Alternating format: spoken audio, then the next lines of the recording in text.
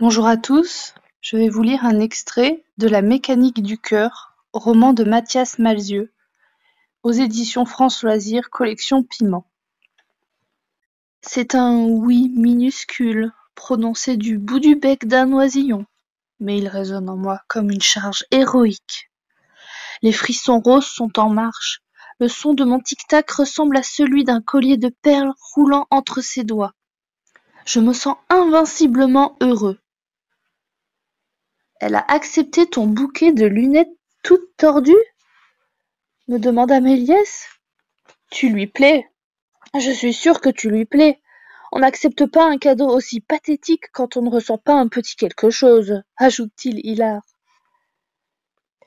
Après avoir raconté chaque détail de notre premier rendez-vous improvisé à Méliès, et une fois l'euphorie retombée, je lui demande de vérifier un peu mon horloge, parce que je n'ai jamais ressenti d'émotion aussi intense. Oh Madeleine, tu serais furieuse. Méliès revêt son grand sourire à moustache, puis se met à manipuler doucement mes engrenages. Tu as mal quelque part? Non, je ne crois pas. Tes engrenages sont un peu chauds, mais rien d'anormal. Tout fonctionne très bien. Allez, on s'en va maintenant. C'est pas tout ça, mais on a besoin d'un bon bain et d'un lieu où dormir. Après avoir exploré l'extraordinarium, nous investissons un baraquement abandonné pour la nuit.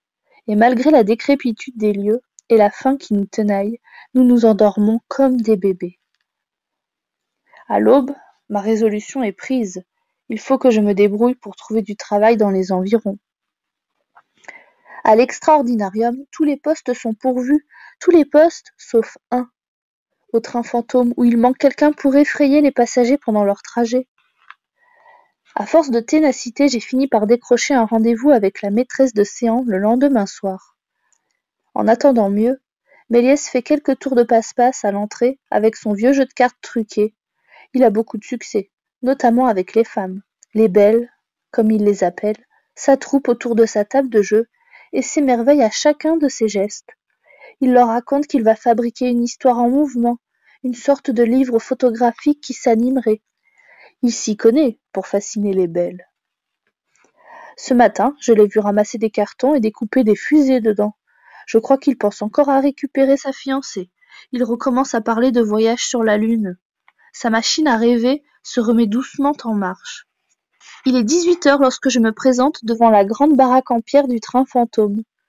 Je suis reçue par la patronne des lieux, une vieille femme ratatinée répondant au nom de Brigitte Heim. Les traits de son visage sont crispés. On dirait qu'elle tient un couteau entre ses dents. Elle porte de grosses chaussures tristes, des sandales de nonne, idéales pour écraser les rêves. Alors comme ça, tu veux travailler au train fantôme, Nabo? Sa voix fait penser à des cris d'autruche, une autruche de forte mauvaise humeur. Elle a le don de faire naître l'angoisse instantanément. Qu'est-ce que tu sais faire pour effrayer?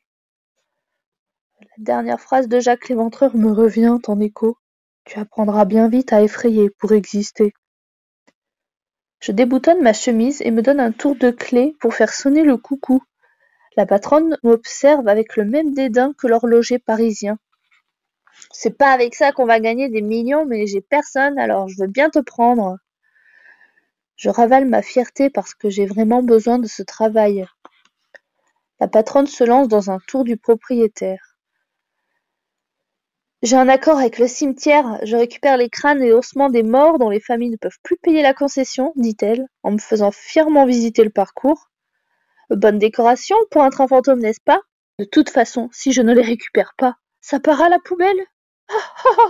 Déclare-t-elle d'une voix à la fois hystérique et sèche. Les crânes et les toiles d'araignée sont méthodiquement disposés pour filtrer la lumière des candélabres. Partout ailleurs, pas un grain de poussière, rien qui dépasse.